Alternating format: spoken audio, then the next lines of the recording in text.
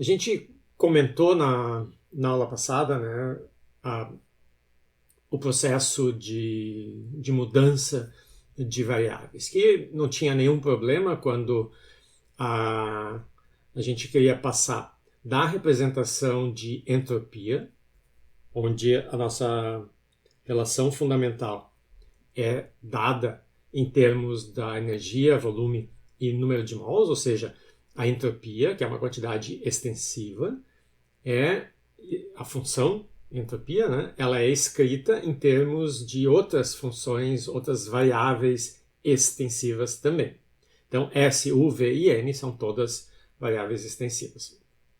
Inclusive, uma dessas variáveis é a energia, que pode ser isolada nessa equação. A gente pode inverter essa equação e a gente tem, então, uma mudança de representação da representação de entropia para a representação de energia.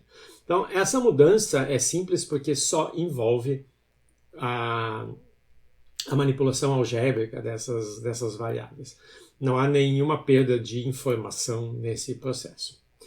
Bom, mas a gente discutiu na aula passada que é possível fazer uma mudança de representação onde uma dessas variáveis, né, a gente pode começar a partir de qualquer uma dessas duas representações e mudar uma das variáveis extensivas pelo par intensivo acoplado.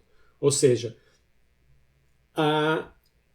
cada uma dessas variáveis aqui está relacionada via a relação fundamental com uma das variáveis intensivas. Então, se eu derivo a energia em relação ao volume, eu acho a pressão. Se eu derivo em relação à entropia, eu acho a temperatura. E se eu derivo em relação ao número de mols, eu acho o potencial químico. Então, cada uma das variáveis intensivas está relacionada com uma das variáveis extensivas, elas formam um par via uma derivada. Então, na aula passada, a gente viu que é possível fazer uma mudança de variável, trocar uma das variáveis de uma função pela derivada associada, sem perder informação. Tá? Por que a gente pode perder informação? Porque é uma derivada. Qualquer termo aditivo que não dependa da variável que está sendo usada para calcular a derivada desaparece nesse processo. Tá? E a gente não tem informação suficiente depois de ter feito a derivada para reconstruir a nossa função original. E aí a gente viu que é possível fazer isso sem perder informação via a transformada de Legendre. Tá? Então, o que a gente vai começar a discutir é: existem várias outras representações, então várias outras representações são possíveis, onde a gente troca alguma dessas variáveis aqui pela derivada associada. Tá? Então eu troco S pela derivada de U em relação a S, ou eu troco V pela derivada de U em relação a V. Tá? Ou N pela derivada de U em relação a N. Tá? Que é justamente a situação na qual a transformada essa pode ser aplicada. Quando a transformada é feita em cima da representação, da relação fundamental de entropia, o que a gente obtém é chamado de função de Massier. Tá?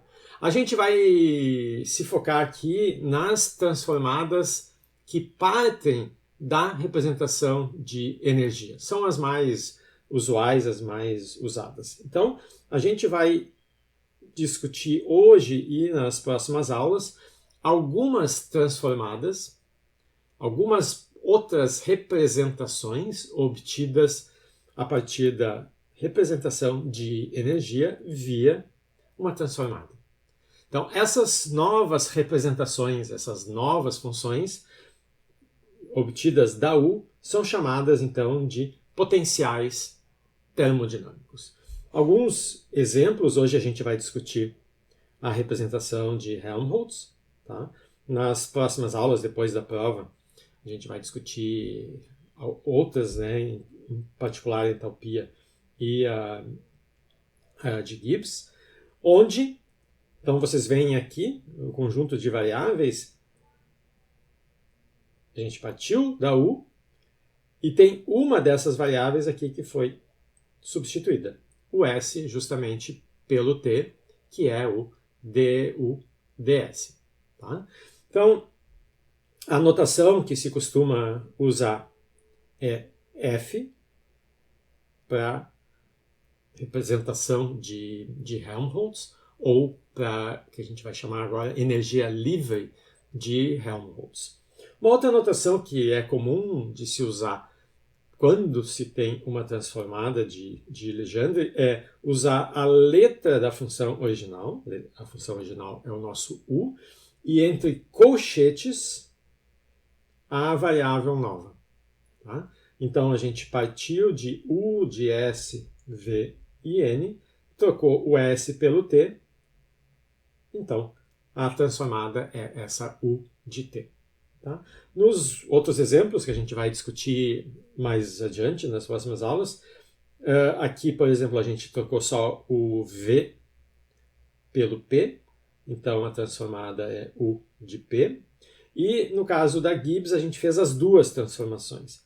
A gente transformou a T, como na Helmholtz, e transformou P como na entalpia. Tá? Então são duas variáveis que foram mudadas aqui. Então a notação é essa aqui. Essas são algumas funções que são tão usadas que recebem nomes, né? Helmholtz, entalpia, Gibbs. Existem outras que são ou pouco usadas ou quase nunca usadas que não vão receber um nome especial e vão ser representadas só por essa notação aqui. Sei lá, eu pego e troco volume pela pressão e o N pelo potencial químico. Então, essa aqui, que eu saiba, né, não tem um nome especial, mas se a gente quiser, precisar trabalhar com ela, essa notação aqui serve. Tá? Não precisamos ter nome para tudo. Tá bom? Bom, então isso é o que a gente vai fazer. Então, a primeira pergunta é, claro que o que a gente está fazendo é substituir S, V e N por T, P e Mi. Mas a pergunta é, a gente pode substituir todas ao mesmo tempo? Bom, esse meme aqui já tem 5 anos, né? Então eu não sei se para vocês faz algum sentido. Tá? Mas não importa. Então, qual é o ponto aqui? A Bela Gil é uma cozinheira, tem ou tinha, não sei, um programa de culinária na televisão, e ela sempre, né, usava isso. Bom, vocês podem substituir arroz, feijão por semente de linhaça. Vocês podem substituir carne, peixe, galinha por semente de linhaça, coisas assim. Tá? Então, inclusive, na época a gente tinha um outro meme que é você pode substituir S, V e N por sementes de linhaça. Tá? Mas esse aqui faz mais sentido na aula.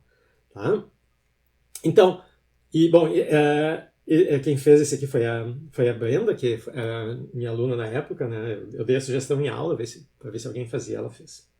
Então, dando os créditos aqui para a Brenda. Então, o ponto aqui é o seguinte, a gente não pode trocar todas as variáveis extensivas ao mesmo tempo. Eu posso trocar uma, posso trocar duas, as duas que eu quiser, mas não posso trocar essas três por essas três ao mesmo tempo. Por quê? Então, relembrando, né? Quando a gente fez a transformada de Legendre, a gente tinha uma estruturazinha, um protocolo, uma lista de passos para seguir. que a gente começava com a função original e descontava o produto da nova vezes a antiga variável. Então, lá a gente tinha uma y de x, e aí eu queria usar essa variável p, que era a derivada do y em relação a x. Então, a transformada era o nosso y menos p vezes x, a nova vezes a antiga variável. Aqui a gente tem a mesma coisa. Eu pego a minha função e desconto a nova variável, que é a temperatura, vezes a antiga variável, que é S. Mas eu estou trocando todas elas. Tá? E a transformada de Legendre, a gente viu que era um operador linear. Então, se a gente quiser fazer mais de uma transformada em cima de uma função que tenha mais de uma variável, a gente faz uma e depois faz a outra, tá? Ou faz tudo ao mesmo tempo, não importa a ordem. Então, a gente faz aqui a primeira transformada, desconta menos TS. Depois, quando a gente faz du dv, isso é menos P. Então, a segunda transformada é descontar menos P vezes V, então é mais PV. E a terceira transformada é quando a gente substitui o N pelo Mi. Então, desconta Mi vezes N.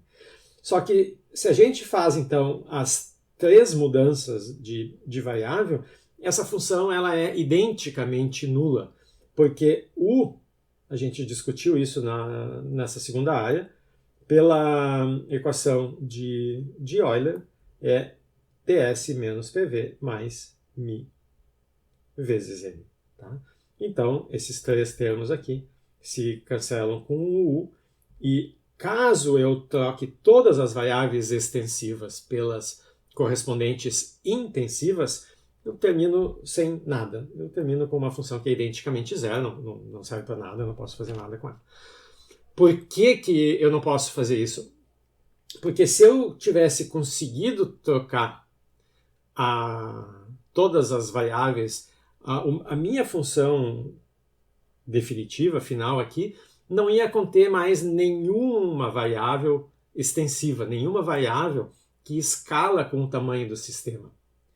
Mas as nossas relações fundamentais sempre vão ser funções homogêneas de primeira ordem, elas sempre vão escalar com o tamanho do sistema, a menos que eu faça isso. Tá? Então, ao trocar as três variáveis, eu eliminei todas as variáveis extensivas. Não tenho mais nada para escalar com o tamanho do sistema. Se eu tivesse feito, que é o que a gente vai discutir na aula de hoje, só a primeira transformada, então não tenho esses caras aqui, essa função ela é uma função homogênea de primeira ordem. Porque se eu reescalo o U e o S, eu boto o lambda em evidência e tenho U menos TS, que é uma função homogênea de primeira ordem. Tá? Não tem problema. Se eu tivesse ficado só com o PV, mesma coisa, porque tem o V aqui. Se eu tivesse ficado só com o MiN, também tem o N aqui. Então, cada um desses termos, independentemente, ele garante que o resultado final continua sendo uma função homogênea de primeira ordem. A menos que eu desconte todos, porque daí cancela esse termo aqui. Tá? Então, fazer todas as modificações não dá, tá? Matematicamente, porque vale a equação de Euler, e do ponto de vista físico, porque todas as nossas relações fundamentais vão acabar sendo uma função homogênea de primeira ordem. Coisa que não aconteceria se eu substituísse todas as variáveis e ficasse só com variáveis intensivas no meu sistema. Tá? Bom, então, já que a gente não pode fazer todas, o que dá para fazer? Dá para trocar uma ou dá para trocar duas? Para esse caso que a gente está discutindo, onde a gente começa com uma função de três variáveis. Né? Eu posso ter mais de um tipo de partícula, por exemplo. Então eu vou ter N1, N2. Aí eu posso fazer três mudanças desde que sobre uma. Tá? Então o que eu não posso é realmente substituir todas ao mesmo tempo. Então, o primeiro caso que a gente vai discutir é a representação de Helmholtz, que também é chamada, a função que a gente vai obter, ela é chamada de o potencial de Helmholtz ou a energia livre de Helmholtz. Para fazer essa mudança de representação, o que a gente faz é trocar a entropia pela temperatura, e isso é vantajoso quando a nossa situação, o sistema que a gente está estudando, mantém constante a sua temperatura. Tá? Então, se a temperatura for constante e for uma das variáveis do problema, é interessante ter uma variável que é sempre constante, porque é como se eu tivesse uma variável a menos. Ela é constante, eu sei quanto é que ela vale. Tá? Ao contrário da entropia, que pode ir mudando. Então, se eu tiver, por exemplo, o sistema em contato com um reservatório, ou como a gente chama também, um banho térmico, né, uma panelinha em contato com a atmosfera, ou com o guaíba, ou dentro da geladeira. Tá? São tudo ambientes externos que vão impor ao nosso sistema principal, caso o processo seja quase estático, for lento o suficiente para que as quantidades possam se ajustar lentamente. Tá? Qualquer processo que eu faça num sistema que está em contato com um banho térmico vai manter a sua temperatura igual à temperatura desse reservatório, ou seja, ele vai ter a temperatura fixa. Então essa é uma situação onde é natural querer trabalhar com uma representação onde a temperatura seja uma das variáveis independentes. Então a gente parte da representação de energia e troca o S pela sua temperatura. Como é que a gente faz isso? Pela técnica da transformada de Legendre que a gente já discutiu. Eu parto da minha U. Para fazer isso, eu preciso ter a temperatura. A temperatura a gente calcula fazendo dU, né, que a gente tem, ds, mantendo constante V e N. Tá? Então, ao fazer isso, a gente vai obter uma função que também vai ser de S, V e N, porque as derivadas de uma função de x vão ser, em geral, funções de x. Se a nossa função ponto de partida é u de S, V e N, as suas derivadas também vão ser funções de S, V e N. Então, toda vez que a gente tiver que fazer uma transformada, a gente primeiro calcula a variável que a gente quer usar, e ela vai ser uma das derivadas da relação fundamental, calcula, e obtém essa função. Aí a gente inverte, isola o S aqui, para poder escrever em termos das variáveis que a gente quer ficar no final, T, V e N. E aí eu pego o S, que é uma variável da U, e substituo por essa equação. Aí, fazendo isso, nesse primeiro termo, desapareceu o S. Ficou o T, o V e o N que já estavam. Tá? Então, aí eu já tenho as variáveis que eu quero. Depois eu desconto o produto da nova vezes a velha variável. A nova é T e S, eu uso essa equação que é função de T, V e N. Então, ao fazer isso, esse segundo termo também só vai ter variáveis T, V e N. Aí a gente junta tudo, combina, simplifica, etc. E no final tem uma função de T, V e N. Essa função, como é muito utilizada, recebe um nome, então é energia livre, daí vem o F, né, de free, de Helmholtz. Tá? E na nossa notação, então é uma função de T, V e N, e na nossa notação simplificada para as transformadas da U, já que foi a temperatura a variável introduzida, a gente escreve com os colchetes assim. Então, isso aqui são notações possíveis. Às vezes, tem alguns livros que usam A também. A de T, V e N. São 3 notações possíveis para essa representação. Tá? A gente pode dividir tudo por N e ter a versão molar da energia livre. Então, aqui, ao invés do F maiúsculo, fica o F minúsculo. U dividido por N, Uzinho. O T é uma variável intensiva. E o S dividido por N é o Szinho. Tá? Então, a gente pode trabalhar tanto na versão normal, né, com as letras maiúsculas, quanto na forma molar dessas equações. A gente entende melhor o que está acontecendo ao calcular a diferencial da F. Então, se eu diferencio F, eu tenho que diferenciar tudo isso aqui. O diferencial de U é du, e a diferencial desse produto TS é menos, que está aqui, vezes a diferencial, que segue as mesmas regras da derivada, do produto. Tá? Então, a diferencial de T vezes S é T vezes a diferencial de S, mais S vezes a diferencial de T. Tá? Como a regra da derivada do produto. A primeira função vezes a derivada do segundo, mais a segunda vezes a derivada do primeiro, que está aqui. Tá? Então, diferenciando esse termo, a gente acha esses 3, e podemos substituir o du pela primeira lei da termodinâmica, que a gente rediscutiu lá no começo dessa segunda área. Então, no lugar de du, a gente tem TdS, o termo de calor, menos PDV, o termo de trabalho mecânico, mais μdn, uma espécie de trabalho químico, associado a modificar o número de partículas no sistema. Aí acontece a coisa interessante. Esse TdS aqui cancela com esse TdS. Na representação de energia, quando a gente calculava a diferencial de du, todas as variáveis da U podiam contribuir para essa variação. U podia variar porque a entropia mudou, porque o volume mudou ou porque o número de moléculas mudou.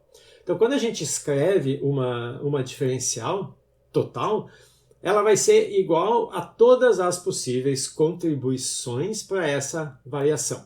Se U é uma função de S, V e N, vão ser variações em S, V e N, ou seja, ds, dV e dN, que podem gerar uma modificação em du. Tá? Então, quando a gente olha uma diferencial, quando escreve a diferencial total em termos de outras diferenciais, essas outras diferenciais vão ser associadas às variáveis da du, como a gente tem aqui.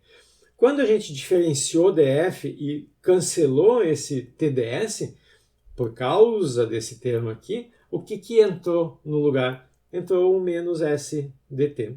Então, o menos PDV mais μdn, continuam aqui, e aqui no lugar do TdS, que implicava que S era uma variável, desculpa aqui, tá? Agora cancela e sobra menos SDT. Então, quando a gente observa que a diferencial total de F depende de dN, dV e dt, a gente sabe que F é de fato uma função de T, V e N. Então, é justamente pela estrutura de tipo produto da transformada de Legendre que permite essa substituição. A gente troca TdS pelo par invertido SDT. Tá? Então, de fato, essas são as variáveis da nossa função e os coeficientes da diferencial total, né, vão ser as diferenciais dessa variável f aqui em relação à variável que aparece aqui nas diferenciais. Tá? Então, eu poderia ter escrito essa função como df dt dt, mantendo as outras que são v e n constantes, mais df, né, dv, dv, mantendo t e n constantes, mais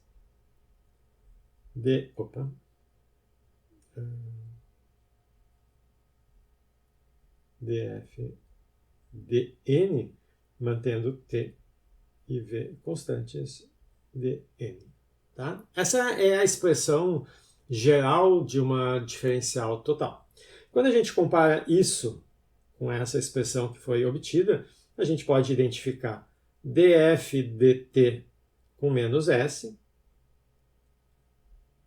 eu trocar de cor, df dv com menos p e df dn com o mi, que é o que foi feito aqui nessa coluna.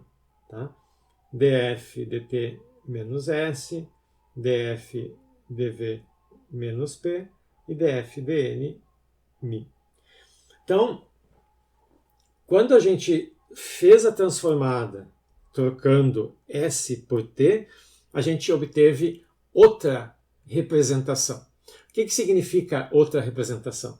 Significa que agora eu tenho outra função, que não é nem u nem s, mas é a nossa f, cujas variáveis são t, v e n, e que contém toda a informação termodinâmica do problema. Como toda relação fundamental, eu vou ter um conjunto de equações de estado associadas, que vão ser as derivadas em relação a essas variáveis. E essas equações aqui, as derivadas, esses coeficientes, são justamente isso, as equações de estado. Então, se eu tenho, da mesma maneira que quando a gente tinha lá u como função de s, v e n, fazendo as derivadas a gente calculava as outras variáveis percolativas de interesse aqui. Tá? Então, eu tinha a relação fundamental, calculava as derivadas, achava as equações de estado, tá? E, consequentemente, todas as variáveis intensivas. Agora é a mesma coisa. Quando eu fizer as derivadas da f, eu termino de completar esse conjunto de equações. Tá? Na f, eu tinha t, v e n. Quando eu fizer agora as derivadas, eu vou achar essas três aqui. S, P e Mi, que são essas três aqui. Tá? Então, cada uma dessas equações vai ser uma das derivadas da f em relação a uma das novas variáveis aqui. Tá? Essas equações também elas nos permitem fazer o caminho de volta. Então, quando eu calculo essa derivada aqui, como a f é função de t, v e n, essa equação de estado também vai ser função de t, v e n. Mesma coisa para as outras duas. Tá? Então, a gente pode inverter essa equação, achar como função de s, v e n, e a partir dessa equação aqui, a gente isola u, pega esse ts e passa para o outro lado, eu fico com f mais ts, e do lado direito fiquei só com o u, né? Aqui. Então, para fazer a transformação inversa, é só pegar essa equação aqui, inverter, e onde tem t's aqui, a gente coloca essa equação, e aí termina com v, variáveis, né? S, V e N. Tá? Então, é o processo inverso aqui, como era no caso genérico que a gente tinha discutido lá da transformada de Legendre usual. É exatamente a mesma coisa que foi discutida na aula passada, só que agora num contexto de termodinâmica, as nossas funções têm mais de uma variável, mas tem algumas aqui que a gente simplesmente carrega, elas não fazem nada. A única coisa que mudou aqui é em relação a S e T, que são as variáveis acopladas relacionadas à transformada. O resto seguiu igual. Tá? Então a gente viu aqui como fazer a transformada e como refazer o caminho de volta e obter finalmente de volta, né, se for relevante, a função original. Vamos ver um exemplo que é o caso do gás ideal. Então vamos pegar o gás ideal monatômico aqui, que a gente já calculou na segunda área a equação de estado. Então a gente integrou, a relação fundamental. Então a gente integrou as equações de estado para obter essa relação fundamental, que aqui está na representação de entropia. Então a gente tem S em função de U e V. O N está implícito aqui nessas variáveis. A gente quer obter a representação de Helmholtz.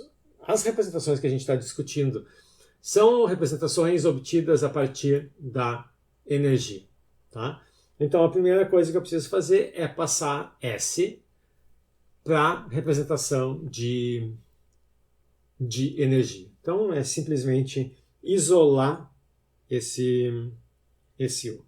Tá? Então eu fico com S menos S0, sinal de igual aqui. A gente podia ter começado com o logaritmo nesses dois termos juntos, né? Então eu podia ter começado assim. Vou tirar esse 3 meios.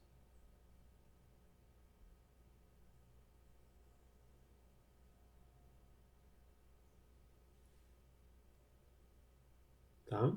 Então, eu subi o 3 meios e juntei esses dois logaritmos. Eu podia ter começado com essa expressão um pouquinho mais simplificada. Então, eu passo o S0 para o lado de cá, fico com S menos S0. Tá? Aqui, eu passei esse 3 meios para todo mundo aqui. Então, significa que aqui eu não tenho, mas aqui no V e no V0, né, eu tenho um 2/3. Aí eu baixo ele aqui do logaritmo e passa multiplicando para o lado de lá e fica 2/3. Né? E esse R passa dividindo. Então eu tenho S menos S0 dividido por R, e esse 3 meios que baixou do logaritmo passa o 2 multiplicando e o 3 dividindo, que é o que tem aqui. E aí isso vai ser igual ao logaritmo. Então eu posso passar a exponencial para o outro lado. Então passei a exponencial e me sobra só o argumento aqui, que é esse cara vezes esse aqui, né? 2/3. Tá? Então tá isolado aqui. Bom, então esse é o nosso ponto de partida. Tá? Se a gente quer obter a representação de Helmholtz, a gente precisa começar da energia. Se tiver na representação de entropia, a primeira coisa é isolar U e passar para a representação de energia. Se já tiver, ótimo. Tá? Poupamos uma etapa aqui. Então, até aqui a gente não fez nada, a gente só passou para a representação de energia. Essas representações que a gente vai discutir vão ser todas da energia. Então, a gente sempre vai ter que olhar isso. Se não tiver na representação de energia, a gente passa. Agora, tem que fazer o processo de transformada de legenda, onde a gente vai querer transformar esse S, né? A gente tem uma função que é a função de S e V aqui, a gente quer transformar em T. Então vamos seguir a receita da transformada. Então, para trocar S por T, como a gente sabe que T é a derivada de U em relação a S, a gente começa calculando essa derivada. Tá? Então, a derivada de U em relação a S, como o S aparece dentro de uma exponencial, o resultado da derivada da exponencial vai ser a própria exponencial vezes alguma coisa.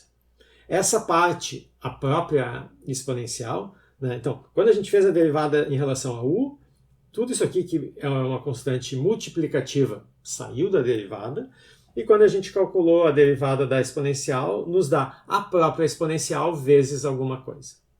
A própria exponencial, junto com esse termo aqui, é o nosso ponto de partida, o próprio u. Então, eu já escrevo u aqui. Tá? Vezes agora a derivada do que tem aqui dentro, né? A regra da cadeia, em relação a S. Então, esse cara aqui é constante, a derivada dá 2/3 de R. Que está aqui. E isso é o nosso... Daqui que a gente tira o nosso U. Então, se eu quiser isolar esse U, eu tenho 3 meios de RT, como a gente já sabe, que é uma das equações de estado para o gás ideal. Então, agora que eu já tenho a derivada, a gente usa a estrutura da transformada. Tá? U menos TS. E esse U eu tenho que escrever. Então, o que eu teria que fazer seguindo à risca a receita? Eu já escrevi aqui U como... Né, aqui a gente obteve T como função de U, aí a gente inverteu e achou U em função de T. Agora eu deveria substituir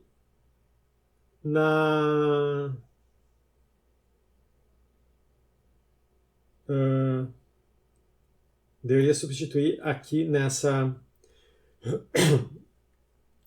equação, tá?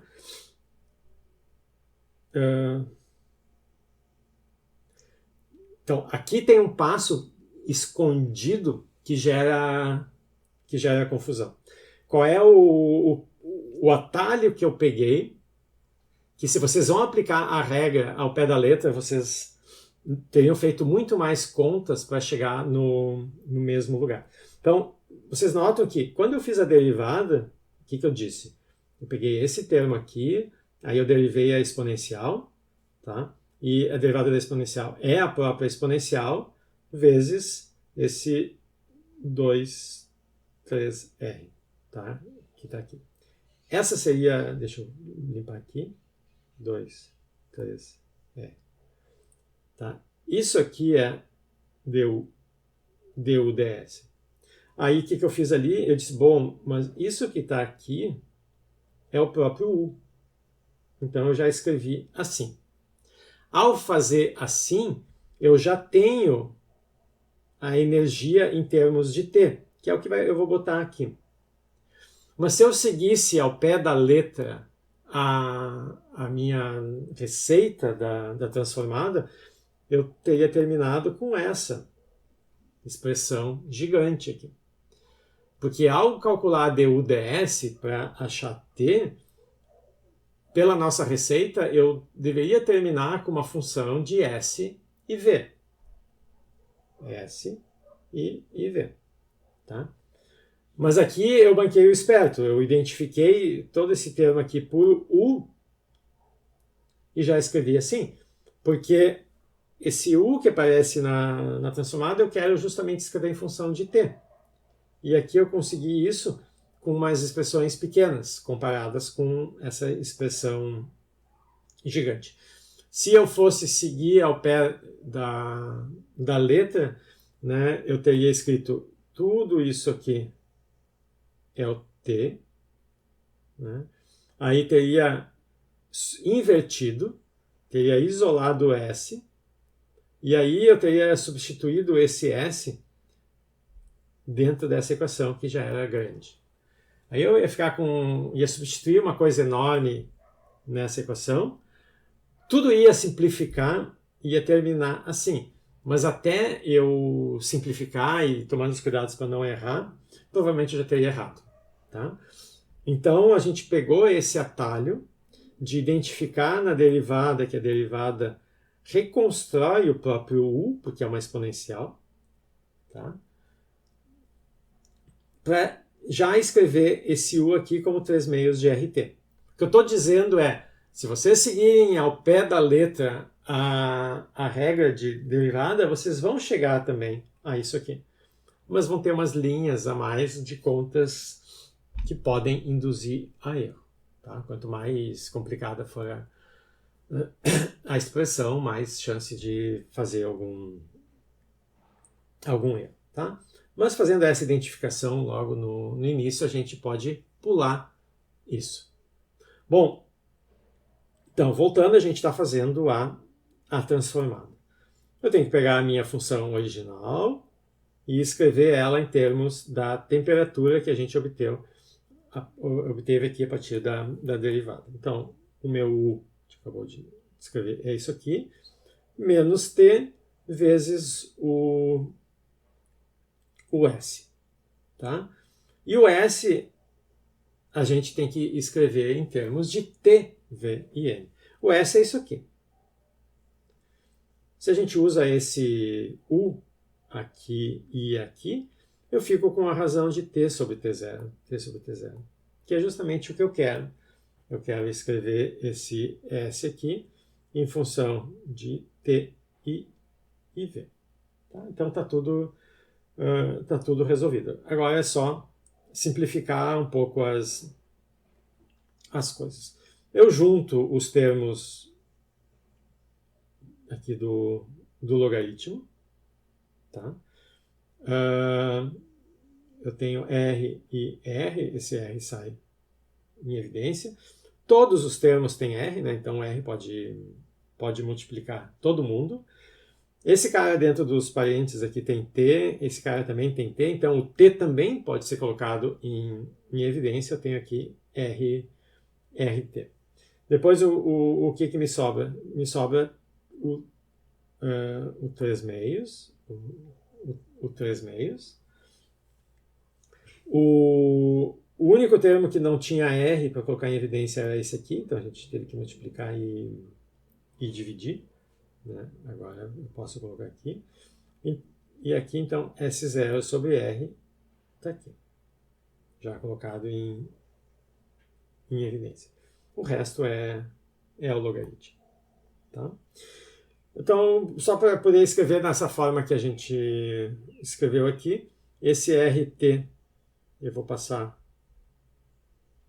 dividindo aqui, é o que eu já tenho.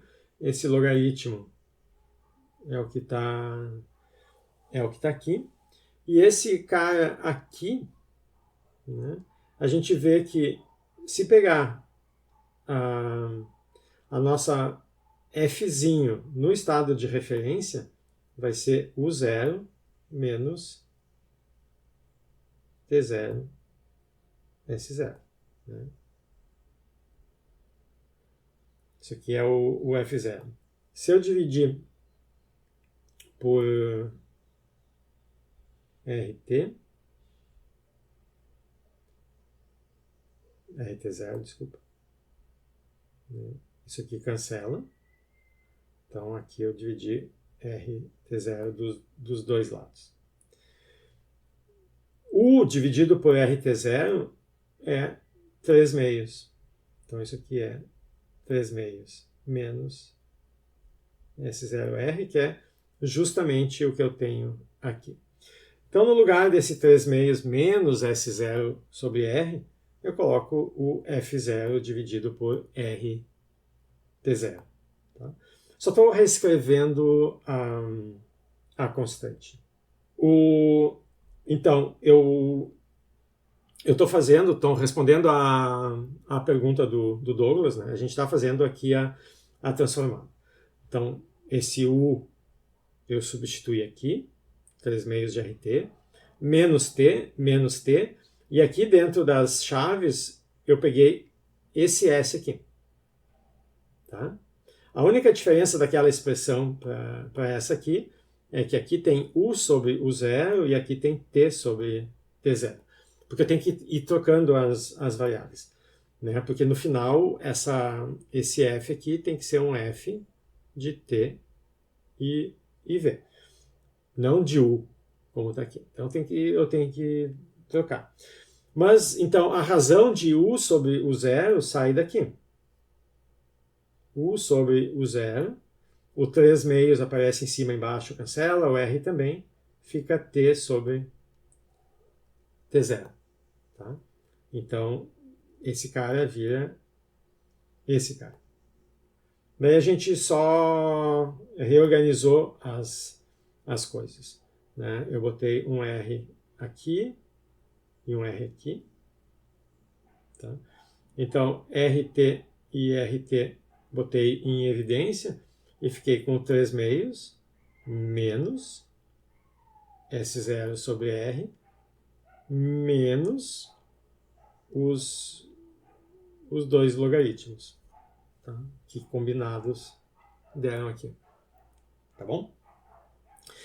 Então, só usando o fato de que esse F0 sobre RT0, né? A definição do Fzinho é o zero menos TS, TO, SO, RTO, o RT0. Então, o zero sobre RT0 é 3 meios. Menos, aí cancela esse aqui, S0 sobre R. Tá? Que é justamente essa constante. Então, eu reescrevo essa constante como isso aqui, a equação fica mais simétrica, bonitinho. Então, esse é o nosso resultado.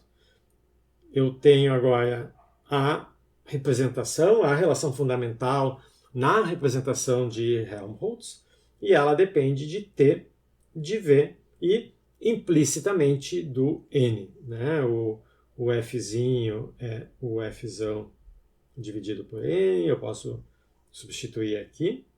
Né? Então, o Fzão vai ser função de T, do N que entrou e foi para lá, e de V.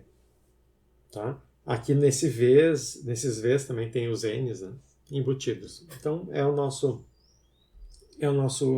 resultado. Tá? Fica como exercício para vocês treinarem o processo inverso. Né? Na verdade, é daqui para essa.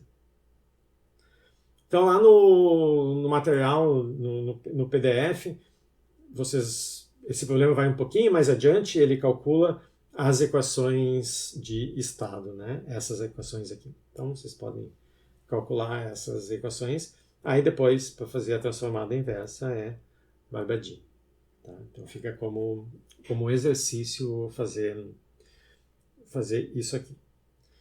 Bom, então, a gente já viu como introduzir a transformada e passar da representação de energia para a representação de Helmholtz.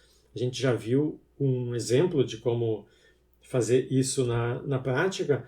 O que a gente vai, para terminar a aula, vai discutir é mostrar que o nosso princípio de extremização, a gente já tinha discutido que a energia era minimizada no estado de equilíbrio.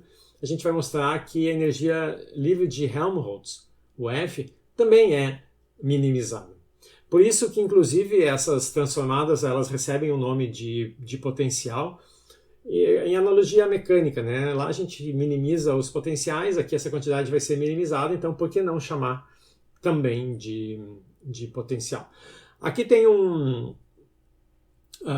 detalhe que lá na representação de energia, o nosso princípio de minimização, né, era da energia total. Quando a gente tinha a representação de entropia, a gente tinha um princípio de maximização da entropia de todo o sistema.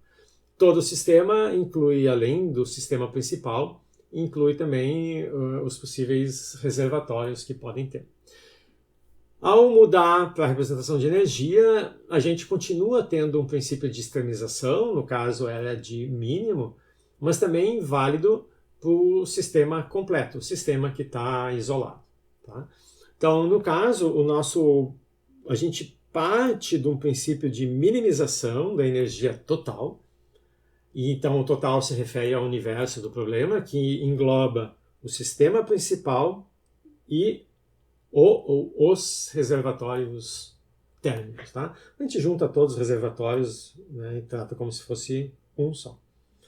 Então, do ponto de vista da representação de energia, o estado de equilíbrio é aquele que minimiza a energia, e minimizar a energia total, significa que a primeira derivada ou a primeira diferencial é zero, e se a gente olha o que a derivada está fazendo, quando a gente passa pelo mínimo, a derivada está aumentando. Então, a variação da derivada, a variação da variação, então a derivada segunda, ela é positiva no caso de um mínimo. Então, essas são as duas condições para a gente ter um mínimo aqui no estado de equilíbrio, mas quando a gente olhava a representação de energia, a entropia era mantida constante. Da mesma maneira que na representação de entropia, a energia total era constante. Então, a gente tem esse vínculo aqui que mantém constante a entropia. O que a gente quer saber agora é o que acontece com esse princípio de extremização quando a gente passa para a representação de Helmholtz, para a representação de entropia. Então, a gente vai partir dessa equação. Essa é a nossa, desculpa toda ela, né? Essa é a nossa condição de mínimo. E o que é interessante é que a gente vai mostrar que F também é um mínimo, mas ao contrário de ter uma condição para o sistema total, a gente vai ter uma condição só para o sistema principal. Tá? Então isso é uma das consequências de fazer essas transformadas. A gente passa dessas afirmações sobre o sistema total e passa a falar só sobre o sistema principal. A informação sobre o resto foi englobada ali, mas continua ali. Tá? Então, a gente começa com a diferencial da energia total, ou seja, da energia do sistema principal, mais a energia do nosso reservatório. Então, separamos essas duas diferenciais. Bom, aí eu tenho o DU que está aqui, e mais a variação de energia do nosso reservatório. Mas esse é um reservatório térmico, ele não tem contribuição nenhuma de trabalho. Reservatório térmico, por definição, é um sistema que a única coisa que ele faz é trocar calor. Então, se não tem trabalho, pela primeira lei, né, DU vai ser igual ao ΔQ, tá? Isso aqui, como a gente estava falando, uma fonte térmica reversível também, então eu posso pensar nesse R como de reservatório, como de reversível também. Bom, mas o ponto aqui é que eu não tenho trabalho. Então, pela primeira lei da termodinâmica, a energia desse reservatório só muda por causa das trocas de calor que ele tem. Tá? Então, o DUR é igual o ΔQ. E o ΔQ é TdS. Tá? Então, o ΔQ é TdS. Então, o DUR que eu tenho aqui, a gente troca pelo o TdS. Como esse sistema, o nosso sistema principal, né, quando a gente diz sistema mais reservatório, nesse caso aqui, o sistema, ele, além de fazer parte de um sistema maior junto com o reservatório, também está sempre implícito que esses dois, eles interagem termicamente. Então, além de colocar os dois, eu tenho que colocar eles em contato térmico. Calor tem que poder passar livremente de um para o outro. Isso significa que a temperatura do sistema principal vai ser igual à temperatura do reservatório. Essa é a condição que a gente sempre vai ter na hora de usar a representação de Helmholtz. Nosso sistema está em contato térmico com o reservatório, então a temperatura do reservatório que aparece aqui é igual à temperatura do sistema principal. Então eu posso trocar esse T do reservatório pela temperatura do próprio sistema. São iguais, tá? É a mesma temperatura. Eu posso também trocar o DSR que aparece aqui, a variação de entropia do reservatório, pela variação de entropia do sistema principal. Faltou um sinal de menos aqui. Né? O DSR é menos o DS. Tá? Então, se sai calor de um, entra no outro, então as contribuições para as entropias aqui vão ter sinais contrários. Então, do vínculo de entropia constante, a gente pode trocar DSR por menos DS. E aí ficamos com essa equação. O DU, o TR que é igual ao T, e o DSR que é igual ao menos DS. Tá? Então, está aqui. Então, agora a gente conseguiu escrever a condição de mínimo, né? A condição de mínimo é isso aqui igual a zero. A gente conseguiu escrever sem fazer referência a nenhuma variável do reservatório.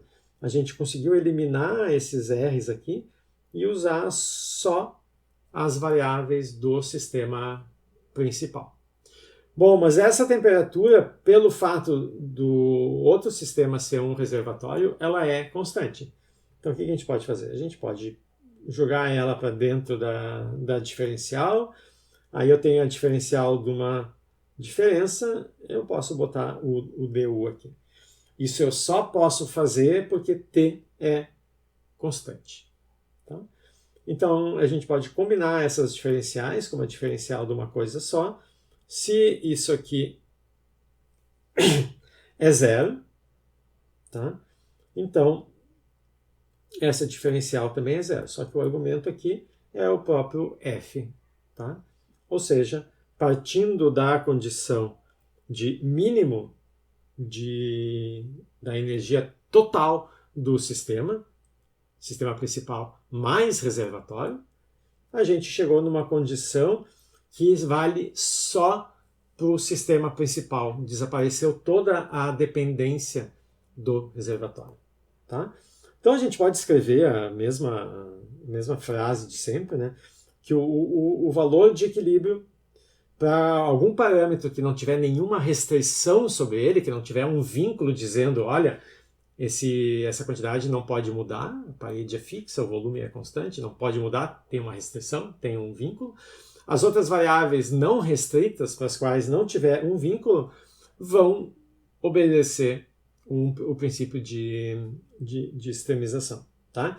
A gente não mostrou aqui, mas está nas notas lá e é exatamente o mesmo argumento, só que para a derivada segunda, que se essa derivada segunda na representação de energia indica um mínimo, a gente vai terminar aqui fazendo a derivada segunda dessa quantidade, seguindo os mesmos passos. A gente vai mostrar que D2F também é. Tá? Então, não vou mostrar aqui, segue exatamente o mesmo raciocínio, está lá nas notas. Então, a gente mostra que além de ser um extremo, que foi o que a gente mostrou, também é o mínimo. Então, né, a gente também tem isso aqui. Lá nas notas tem os detalhes. E é isso que está dizendo essa frase, né? Para aquelas quantidades sobre as quais eu não tiver que impor algum vínculo, alguma restrição, para esse sistema que mantém a sua temperatura constante porque está em contato térmico com um reservatório, ele vai evoluir para um sistema em equilíbrio, tal que, nesse estado, a energia livre de Helmholtz é o mínimo. Tá? Ela tem o seu menor valor. Né? E a temperatura do sistema é a própria temperatura do reservatório. Então, o que a gente viu hoje? A gente viu que é possível introduzir diversas novas representações usando alguma das derivadas. que a gente não pode usar todas ao mesmo tempo. Alguma das variáveis originais extensivas tem que permanecer. A gente definiu a primeira dessas representações, a representação de Helmholtz, viu como se calcula, qual é a receita para fazer a operação, passar da energia para a representação de Helmholtz. Viu um exemplo de como fazer isso para o gás ideal. E vimos agora que o mesmo princípio de minimização da energia total vale para a energia livre de Helmholtz, só que para a energia total era total mesmo, incluía o reservatório. Para a energia livre de Helmholtz, basta a energia do próprio sistema, tá? Não preciso incluir, porque está incluído implicitamente aqui nas equações. Não é que a gente jogou fora, está ali, porque as variáveis são amarradas com as variáveis do reservatório, tá? Mas a gente conseguiu obter os estados, né, o estado de equilíbrio e os valores das variáveis termodinâmicas nesse estado de equilíbrio via uma minimização desse potencial termodinâmico. Depois da prova, antes da gente discutir uma segunda representação, a gente tem que ainda discutir o significado físico da F. Tá? Aqui a gente associa qual é a quantidade física que está associada à energia livre. A gente vai ver que está associada ao trabalho que o sistema pode fazer, o trabalho que pode ser feito ao sistema, quando o sistema passa por um processo mudando o seu estado de equilíbrio.